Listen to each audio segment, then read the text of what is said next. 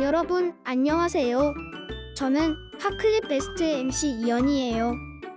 여러분은 과학 공부를 좋아하시나요? 과학 공부를 재미없고 어렵다고 생각하는 시청자 여러분도 분명히 계실 텐데요. 그래서 저 이연이가 쉽고 재밌게 과학 상식을 배울 수 있는 핫클립 영상을 준비했습니다. 오늘은 어떤 핫클립이 있는지 지금 소개합니다.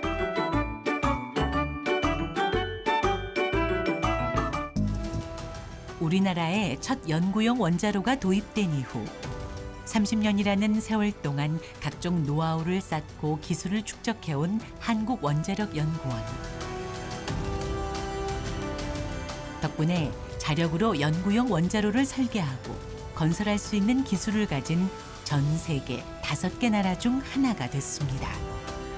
저희 하나로를 설계하고 건조하고 운영했던 기술력으로 저희가 2010년도에는 이 연구용 원자로를 수출을 하게 됐습니다. 요르단에 JRTR이라는 연구용 원자로가 있는데 그 연구용 원자로 건설 사업을 수주를 해서 2017년도부터 가동을 시작을 했습니다. 요르단 수출을 기점으로 원자력 기술의 대국이 된 대한민국. 마침내 과학기술 독립을 실현하게 됐습니다. 세계로 뻗어나가는 원자력 기술. 하지만 아직 해결해야 하는 과제가 남아있는데요. 원전을 운영하면 필수적으로 나오는 사용 후 핵연료 처리 문제입니다. 높은 열과 방사선을 배출하는 사용 후 핵연료. 연소시킨 핵연료는 최소 5년 동안 물에 담가 열을 식히고 방사능을 감소시킵니다.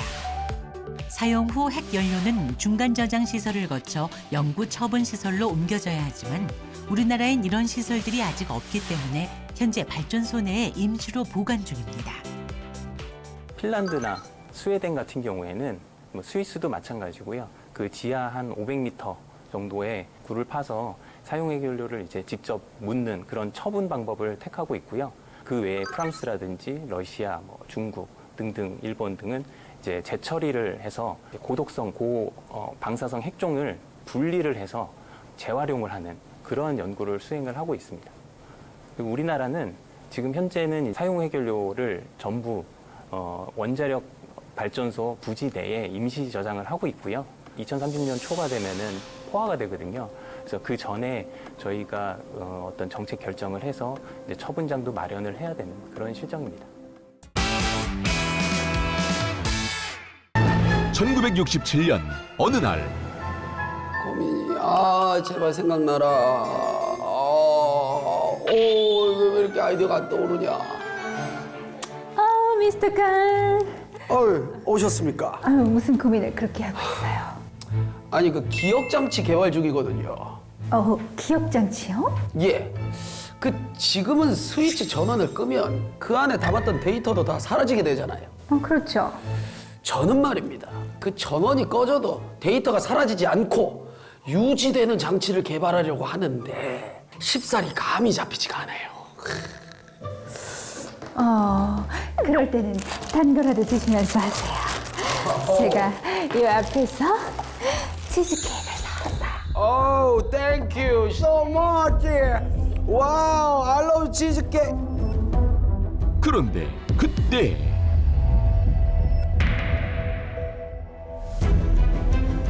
왜 그러세요?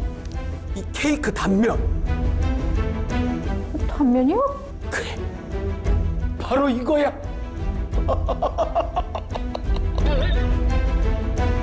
그리곤 빠르게 아이디어를 그림으로 표현했는데 됐다. 그래. 이 치즈케이크의 단면처럼 이렇게 쌓인 구조로 만들면 되겠군. 좋아하는 그림을. 대단하긴 한데 이게 다 뭐예요? 이게 말이죠.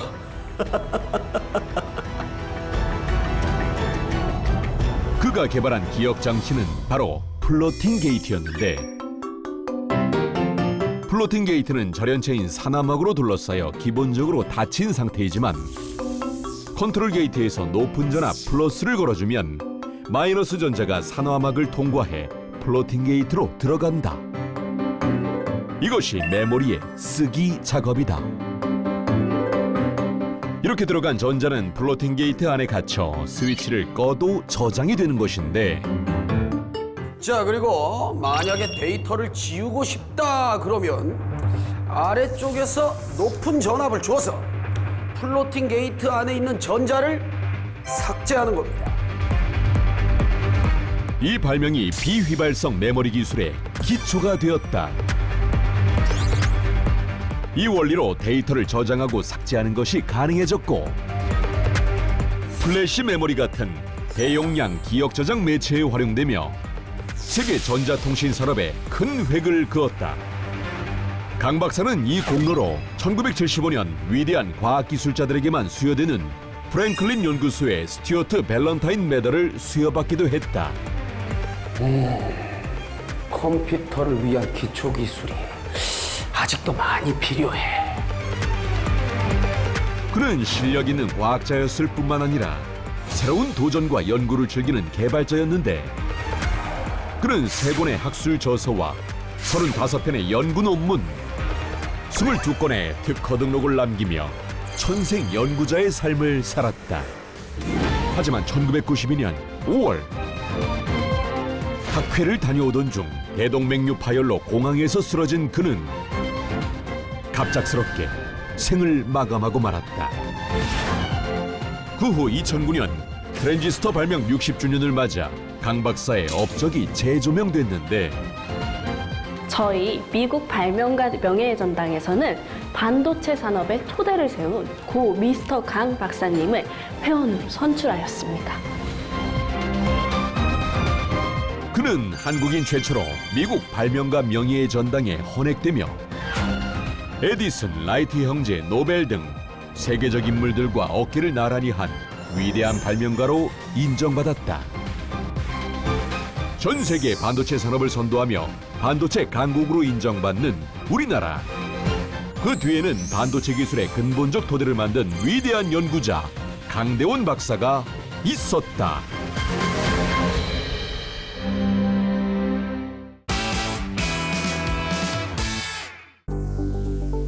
모든 생명과학 기술의 기본인 세포 배양.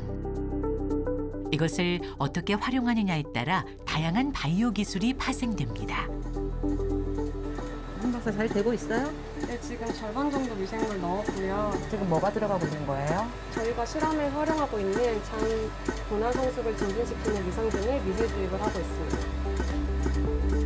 줄기세포 융합연구센터는 세포를 3차원으로 배양해서 미니어처 인공장기를 만듭니다. 여기는 세포 배양실인데요. 저희 실제로 장 오가노이드를 배양하는 실험실이고요. 오늘 보여드리는 부분들은 오가노이드 내에 저희가 이제 장 오가노이드니까 실제로 인간 장처럼 장내 미생물이 굉장히 많이 존재하는 장기잖아요. 그래서 저희 오가노이드 내부로 이런 미생물들을 주입하는 실험들을 지금 하고 있습니다. 이 작은 오가노이드가 장의 역할을 수행합니다. 구조만 모사한 것이 아니라 미생물을 주입해 장내 환경까지 모사했는데요. 그만큼 오가노이드의 핵심은 인간 장기와 최대한 유사하게 만드는 것입니다. 저희 줄기세포 융합연구센터에서는 주로 인간 배아줄기세포나 환자 맞춤형의 역분화줄기세포로부터 인간의 발달 과정을 그대로 모사해서 인간 장기와 유사한 오가노이드를 만들 수 있습니다. 이런 오가노이드들을 제작해서 저희는 질환 모델링이나 신약 개발, 그리고 재생치료제 연구 등 다양한 연구에 활용하고 있습니다. 연구원은 장뿐만 아니라 간 오가노이드 배양에도 성공했습니다. 오가노이드 배양 잘 되고 있어요? 지금 서브하려고 준비 중에 있어요. 네. 증식하는 거 문제 없죠? 네, 문제 없이 잘 잘하고 있어요. 특히 간 오가노이드는 신약 개발을 위한 독성평가 연구에 주로 활용됩니다. 동물 모델에서 굉장히 효과가 좋았던 약물들이 사람이 실제로 복용을 해보면 전혀 효과가 없는 그런 결과들을 많이 보여줬습니다. 그러니까 그 말은 정말 환자의 상태를 제대로 모사해주는 그런 평가 모델이 없기 때문이고요. 그래서 이제 동물이 아니고 사람을 대신해서 그러니까 임상시험 전 단계에서 약물을 평가할 수 있는 그런 시험법이 필요합니다. 그래서 그런 목적으로 사용하기 위해서 간오가노이드를 개발하게 됐습니다. 간에서 약물 흡수가 어떻게 일어나는지 대사작용까지 볼 수 있어 동물 실험의 한계를 보완할 수가 있습니다. 간이 이제 체내에서는 재생이 가장 잘 되는 장기라고 잘 알고 계시는데요. 이 간세포가 몸 밖으로 나오고 나면은 전혀 증식을 하지 못합니다. 그래서 이제 약물 평가를 하는데 좀 어려움이 있는데요. 저희가 이제 새롭게 개발한 간 오가노이드 같은 경우에는 굉장히 잘 자라는 모델입니다. 그래서 보시는 것처럼 오가노이드가 계속해서 증식을 하는 모델이고요. 실험관에서도 체내에서처럼 증식하는 간 오가노이드. 연구팀이 개발한 간 오가노이드는 1년 넘게 계속 증식할 수 있습니다. 또 동결과 해동도 간단해 약물 평가에 더욱 용이하게 사용됩니다. 기초 연구로 시작을 했지만 이후에 이 간 오가노이드를 이용해서 독성 평가를 위한 플랫폼으로 사용할 수 있게 된다면 조금 더 정확성이 높은 간 독성 평가를 진행을 할 수 있게 되고, 그렇다면 실제로 약물이 개발되는 단계의 시간과 비용을 줄일 수 있는 효과적인 방법이 될 수 있다고 생각이 듭니다. 네, 우리나라 같은 경우에는 에너지를 소비하는 것에 반해 천연자원과 같은 축적된 에너지원이 적다고 생각이 되는데 앞으로 어떤 에너지를 활용하는 것이 유용할지에 대한 의견이 궁금합니다. 우리나라 같은 경우에는 에너지원의 절대 다수를 수입해야 하기 때문에 반대로 얘기하면 에너지 안보적인 측면에서 에너지를 다양하게 가져가고 또 여러 가지 자립을 위한 노력이 필요하다라고는 생각이 듭니다. 그럼 에너지를 자립한다라는 의미에서 보면 우리가 재생에너지를 생산하는 것은 우리 국가 내부에서 생산하는 거기 때문에 그런 부분에서 자립률, 에너지 안보를 높여주는 데 크게 기여한다 볼 수 있을 것 같고요. 그리고 원자력 같은 경우에는 지금 우리가 한 30% 정도를 활용하고 있는데 이러한 부분의 가능성도 역시 함께 고려를 해야 되는 상황이라고 저는 생각을 합니다. 지금 우리가 원자력 역시 그쪽에서 놓여져 있는 여러 가지 문제들을 안 되는 한계로 볼 수도 있지만 어떻게 보면 해소해야 되는 도전 과제로 보고 결국에는 20년, 30년 지났을 때 그 각각의 도전 과제를 극복한 자원이 더 많은 선택을 받는 그러한 관점으로 열린 생각을 할 필요가 있다고 생각을 합니다. 그래서 어떤 관점에서 보느냐에 따라서 그 특정 에너지원의 비중이 더 크다, 안 크다라고 생각할 수 있는데요. 여기서는 기술의 문제에서 보면 그 기술이 얼마나 문제를 해소하고 더 많은 효용성을 주는가를 놓여 있지만 또 그 에너지원 자체가 가지는 사회적인 특성, 정치적인 속성을 생각을 한다면 그 부분은 어떤 시민사회의 어떤 협의와 또 정치의 결정 과정이 같이 있기 때문에 어떻게 보면 지금 이 순간에 정답이 있기보다는 함께 찾아 나가야 되는 우리의 어떤 논의 과제다라고 보시면 좋을 것 같습니다. 그래서 사실 에너지 이슈를 얘기를 하면 상당히 어렵습니다. 모든 사람들이 정답을 원하는 부분이 있습니다. 그래서 언제는 재생에너지원만이 중요한 해답이라고 얘기를 하기도 하고요. 언제는 원자력이 뭔가 우리의 모든 문제들을 해소할 수 있는 수단으로 얘기를 하는데 이러한 얘기가 있습니다. 에너지 정책에 논하는 다는 얘기는 우리가 정말 유능한 경제학자와 유능한 과학자가 있는데 둘의 주장이 너무나 다르다. 왜 그럴까? 라는 이야기를 합니다. 우리가 에너지 문제에서는 특히 그런데요. 자기가 소속된 그 기술에 무언가 기대를 더 높게 실고 자기의 기술과 경쟁하는 그 기술은 무언가 좀 더 부정적인 측면을 강조하는 그러한 특성들이 나타납니다. 우리의 지난 5년의 모습이 그러한 모습들을 바로 전형적으로 표출해주고 있지 않나라는 생각을 가지게 됩니다.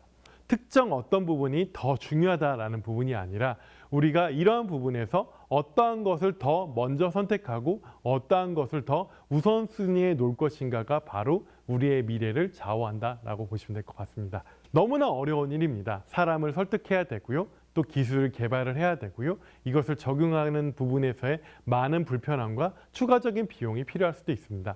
그러나 우리가 경험하고 있는 기후 재앙은 어떻게 보면 점점 더 심각해지는 게 다가오고 있고, 우리가 이러한 부분을 반드시 해결해야 지속 가능성을 확보할 수 있기 때문에 우리에게 적합한 지구를 유지하기 위해서는 이러한 노력이 어렵지만 계속 나아가야 하는 길이라는 말씀을 드리고 싶습니다. 어떠셨어요? 흥미로운 내용들이 많이 있었나요? 여기서 끝이 아닙니다. 재미있고 알찬 핫클립 베스트 이어서 보겠습니다. 두 번째 기술자를 찾아온 곳, 서울시 구로구. 안으로 들어가 보니 어라, 이곳은 스튜디오? 한창 촬영을 하고 있는 듯한데? 다만 하루 사이 기온의 변화가 크겠습니다. 환절기 건강관리에 각별히 유의하시기 바랍니다. 이곳은 혹시 방송국? 안녕하세요. 예, 안녕하세요. 여기 방송국이에요? 저희는 날씨와 공기질을 측정해서 데이터를 판매하는 빅데이터 플랫폼 회사입니다. 예보를 통해 알 수 있는 매일의 날씨 및 공기 정보. 하지만 변수는 언제나 존재하기 마련인데. 기상은 시시각각 변하기 때문에 예보가 정확하기 힘든데요. 이런 예보로 인해 피해받는 기업이 발생할 수 있습니다. 그래서 저희는 더욱 정확한 데이터를 제공하고 있습니다. 기술자를 따라가 봤더니 화면에 실시간으로 나타나고 있는 다양한 정보들. 이게 다 뭔가요? 이거는 저희 공기질 빅데이터 플랫폼입니다. 데이터를 수집하고 저장해서 저희 빅데이터 분석을 하고 이렇게 디스플레이도 하는 플랫폼이라고 할 수 있습니다. 기상청 자료와 여러 기상 관측 장비를 통해 수집한 다양한 정보를 취합해 하나의 플랫폼에서 관리한단다. 이런 데이터는 저희 민간 기업에서 많이 활용할 수 있는데요. 저희 건설사에서 공사 현장에서 타설을 할지 말지, 아니면은 골프장에서 이제 잔디 관리를 어떻게 할지 활용될 수 있고요. 저희 편의점이나 제과점에서 그날 날씨에 따라서 어떤 제품이 많이 팔리는지 그런 거를 확인을 해서 어떤 제품을 더 많이 만들지 덜 만들지를 확인할 수 있습니다. 한국연구재단 조사 결과 노벨상의 역사를 짚어보면 과학 분야 노벨상 수상자들이 상을 받는 데까지 걸린 시간은 핵심 논문 연구를 시작한 후부터 평균 31.2년에 달했다. 노벨상 수상은 단시간에 이룰 수 있는 업적이 아니라 오랜 축적의 힘이 바탕이 됐을 때 비로소 가능하다는 것을 보여주는 단적인 수치다. 모든 일이 그렇습니다. 기초가 튼튼해야 그 다음에 발전할 수 있는 거거든요. 농사를 짓는다면은 토양이 좋아야 농사가 잘 되듯이 이 기초과학이 발전이 되어야만이 튼튼한 바탕이 이루어져야만이 거기에 따른 과학기술이 발전할 수 있고.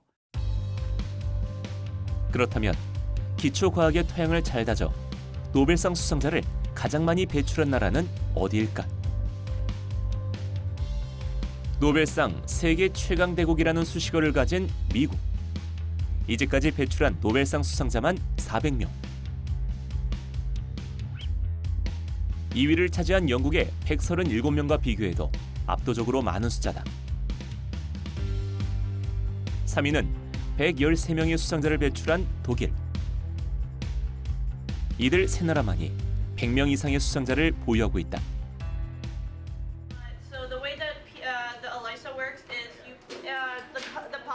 특히 미국의 경우 우수한 기초과학 기술력은 기본. 전 세계에 뛰어난 인재들의 이민이 잇따르고 있어 노벨상 배출 강국의 위험은 쉽게 무너지지 않을 것으로 보인다.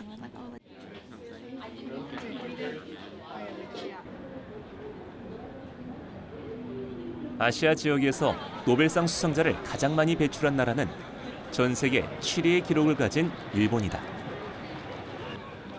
과학 분야의 수상자 26명을 포함해 총 29명이 노벨상의 영예를 안았다. 과학 분야만 따진다면 스웨덴을 제치고 세계 5위 수준. 특히 2014년부터 2016년까지 노벨 물리 생리의학 분야에서 3년 연속 수상자를 배출하는 등 2000년대 이후 매년 1명 이상의 수상자를 내고 있다.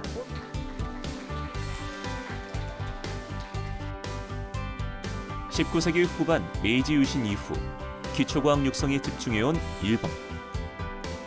서구권에 비해 출발은 늦었지만 당장의 성과보다는 장기적으로 시야를 넓게 보고 응용과학이 아닌 물리학과 화학 등 기초과학 분야 인재 양성에 적극 나서왔는데 젊은 연구자들이 마음껏 연구에 매진할 수 있는 분위기가 100년 이상 이어져 오면서 지금의 결실을 맺었다는 평가를 얻고 있다. 꾸준히 기초과학 인력을 키우며 기본에 충실한 장기 전략이 지금의 노벨상 수상으로 빛을 발한 셈이다.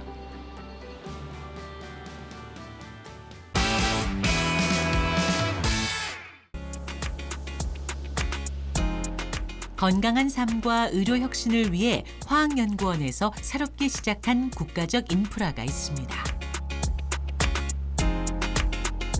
연구자들이 직접 수집한 화합물들이 모여있는 국내 유일의 국가지정 화합물 공공관리기관이자 유통전담기관인 화합물은행입니다. 신약 개발의 출발점이라고도 하는데요. 한국화합물은행은 화합물 중에서도 신약으로 사용할 수 있는 신약 개발의 출발점이 되는 화합물들을 갖다가 모아갖고서 연구자들이 그것이 약효가 있는지 약으로 쓸 수 있는지를 갖다가 검증할 수 있는 그런 곳을 갖다가 지원해주는 역할을 하고 있습니다. 흑사병, 에이즈, 메르스, 코로나19 등 인류는 끊임없이 감염병의 위협 속에 살아왔는데요. 여러 가지 질병에 대한 치료제를 연구하는 데 있어 필수적인 곳이 바로 화합물은행입니다. 이곳의 핵심 장소는 바로 콜드룸. 화합물은행으로 기탁된 화합물들이 엄격하게 관리되고 있는 곳인데요. 이곳에 있는 화합물들은 1년 365일 24시간 동안 일정한 온도 속에서 최상의 컨디션을 유지합니다. 여기는 그 마이너스 5도시로서 그 화합물, 원시료 화합물이 73만 종이나 저장된 곳이에요. 그럼 화합물은행 중에서도 핵심적인 곳이네요? 메인이죠, 메인. 여기는. 네. 2000년 화학연구원 내에 문을 연 한국화합물은행. 초기에 화합물은행은 장비와 시설도 거의 갖춰지지 못했는데요. 연구자들이 20년 동안 흘린 땀과 눈물이 모여 지금의 세계 두 번째로 많은 화합물을 보관하는 장소가 됐습니다. 에이즈 치료제나 코로나19 백신의 원천 물질도 이곳에 보관 중인데요. 연구자들이 연구 개발을 통해 확보한 화합물들을 모으고 관리하며 유통까지 책임지고 있는 한국화합물은행. 국내 신약 개발 연구에 중추적인 역할을 담당하고 있습니다.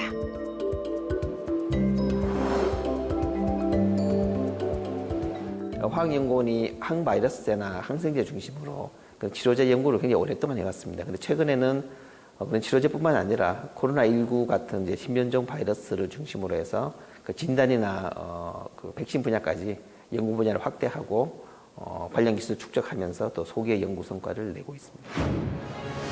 긴 시간 동안 축적된 연구 데이터를 활용해 21세기 질병과의 전쟁에서 다양한 성과를 거머쥔 한국화학연구원. 이를 바탕으로 2021년엔 한미 백신 협력 협약 체결에 큰 역할을 했습니다.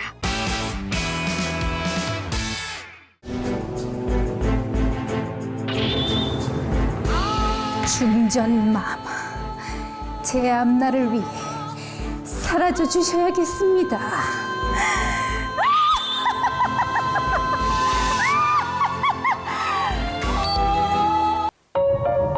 과거 우리나라에서도 행해진 바 있는 대표적인 저주 방법, 바로 이렇게 저주 인형을 찌르는 것이죠. 그런데 말입니다, 이 저주 인형을 찌르는 게 정말 도움이 되는지 과학적으로 증명해 보려는 사람들이 있었습니다. 2018년 캐나다 월프리드 로리에 대학. 자, 지금부터 편안하게 앉아주세요. 자, 그리고 눈을 감고 여러분들이 상사에게 당했던 괴롭힘을 떠올려 보세요.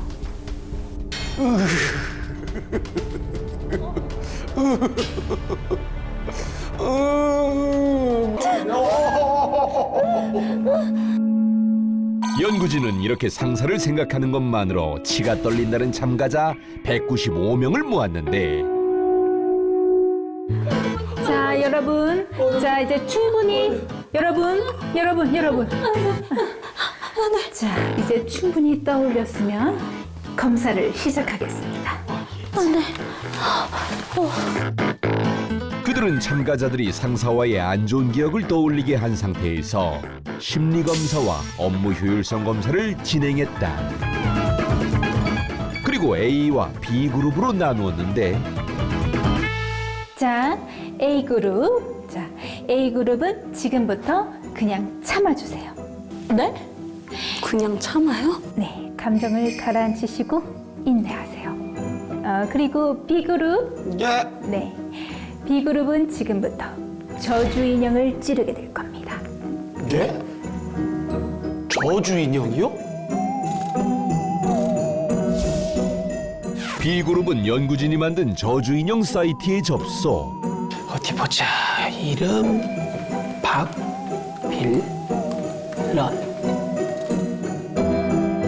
저주 인형에 상사의 이름을 적도록 하고 여러 가지 도구로 1분 동안 마구 찌르도록 했다.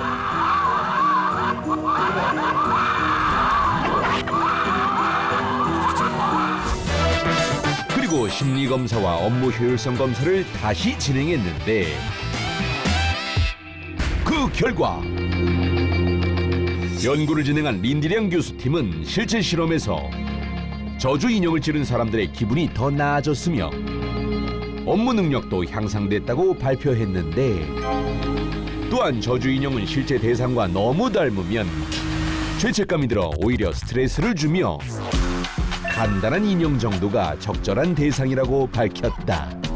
결국 사소한 복수도 나를 유쾌하게 만들면 많은 부분이 해결될 수 있다는 걸 저희 연구 결과가 시사한다고 봅니다. 여러분, 핫클립 베스트 재미있게 시청하셨나요? 핫클립 베스트를 통해서도 과학 상식을 배울 수 있다는 것을 알 수 있었습니다. 다음에도 재미있는 과학 상식으로 찾아오겠습니다.